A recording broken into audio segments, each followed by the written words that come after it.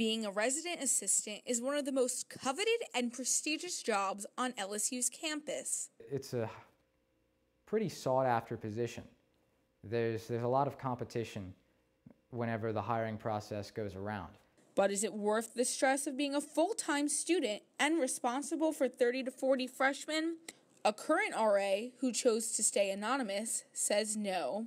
So they tell you, it's not like a normal clock in, clock out job, yet, of course, these hours are never, kept track of.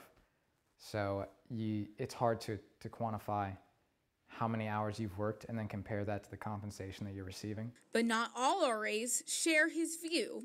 Sawyer Scott has been an RA for 3 semesters and feels the good outweighs the bad. The workload's pretty intense at times, and depending what community you get, it kind of just depends on how good of a job it is.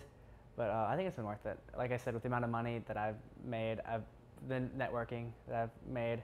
RAs begin with a stipend of $1,500, while returners get $1,600. They are also given free housing on campus and 60 swipes in the dining halls. They are asked to work 20 hours a week, but that number is not always consistent. Sometimes we work more than 20 hours, sometimes we work way less. Sometimes we work nothing, and sometimes we work 40-hour week. We reached out to Res Life, and they had no comment.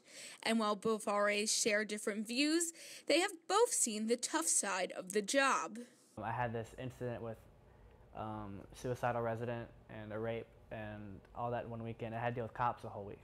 It's based on luck. And if you're working a football game, especially a very hectic football game, that luck diminishes greatly. And you may see some things that can be quite jarring, such as drunk residents fighting police officers, residents that have alcohol poisoning. And both say they just want to help their residents make it to sophomore year. Amanda Luskin, Tiger TV.